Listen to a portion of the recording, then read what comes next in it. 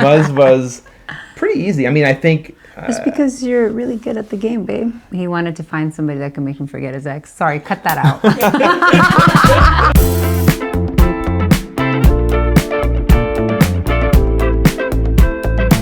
Hey, assalamu alaikum, I'm Omar. Assalamu alaikum, my name is Hajira. We met on Muzz.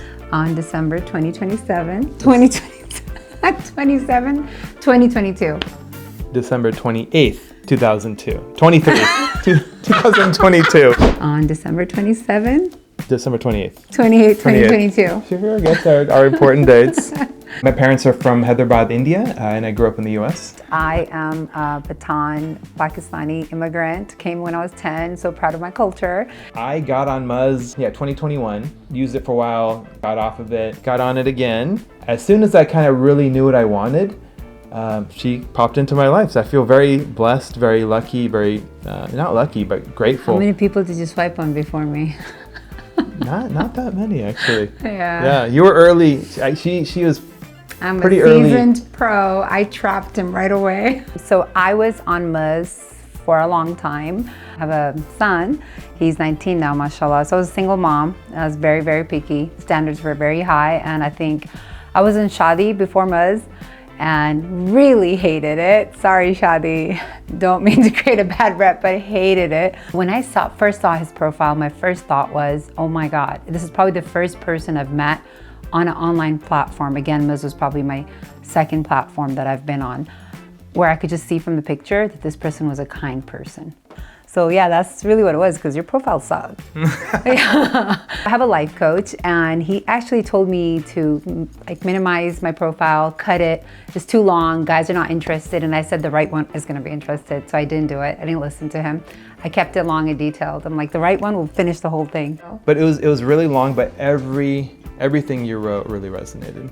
Her voice note on her profile definitely made a difference, because I really like your voice. I've said that a lot, but also it gave me a layer that a lot of other profiles didn't have. I was very interested early on because I was very selective in terms of who I contact. I didn't want to waste time, right? I'm busy with my kids and work and family and all that. So I was pretty selective. Like I said, her profile was descriptive. I liked what I saw. We were chatting. I remember all the dates. We chatted on like Martin Luther King Day, and our first phone call was like 4 hours long. You know that? Yeah.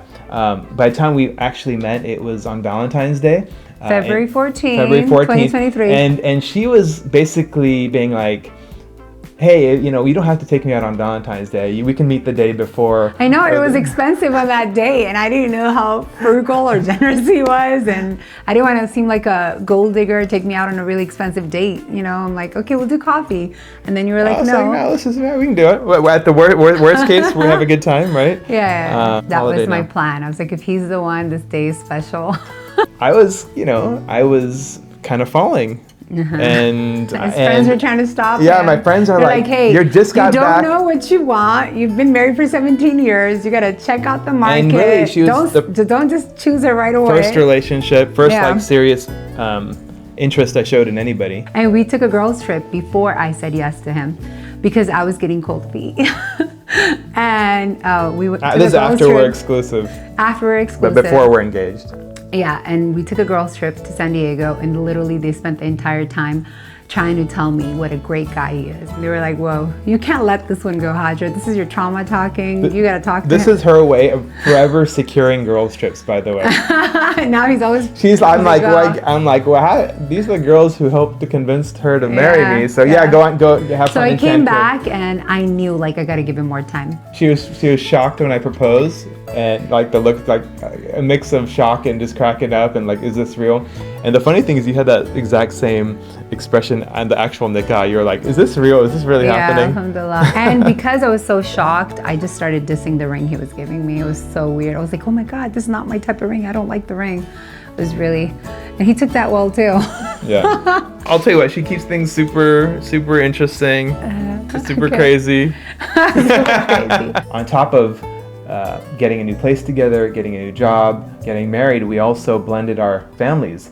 Our kids actually really love each other. Yeah, sometimes they're the glue they are to our overall family relationship. When they didn't like me, or I would say when the oldest one, it's okay, I can say it, we love each other now. When the oldest one didn't like me, she definitely liked my son. They got along. And yeah, now Alhamdulillah, we're like besties, I would say.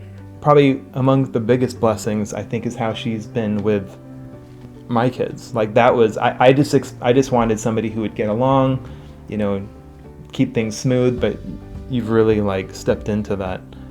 That's one of the things I'm most grateful for. The thing that I loved the most was that he was a great dad. I think right away when somebody cares about their kids that much, I'm like, okay, that person has a space also for my kid and inshallah our future kids. All right, so I think I'm gonna tell, I don't know if you're okay with this, but I'm gonna tell Muzz. You know, this isn't the first time you've said, I don't know if you're okay with this, but I just told. So we are expecting, That's Alhamdulillah. Right. Yeah. Exciting. Yeah, Super Alhamdulillah. exciting. It's gonna be a Muzz baby. Finally finding somebody that's just like, not just accepting me for who I am, but loving me for who I am, and seeing like the things that I like about myself that I feel like maybe even Allah likes, or like they're His gifts in me. I feel like you see them, and that made me feel seen, loved for who I am, who I always wanted to be loved for. You never talk badly about anybody, and you're always looking for the good in people. What I love most about Hajra, among many things, is her heart. She is the most loving person. She truly loves like nobody I know. The amount of love you've shown me, to me as well as others, I think just proves what, you know, that I chose right. You chose well.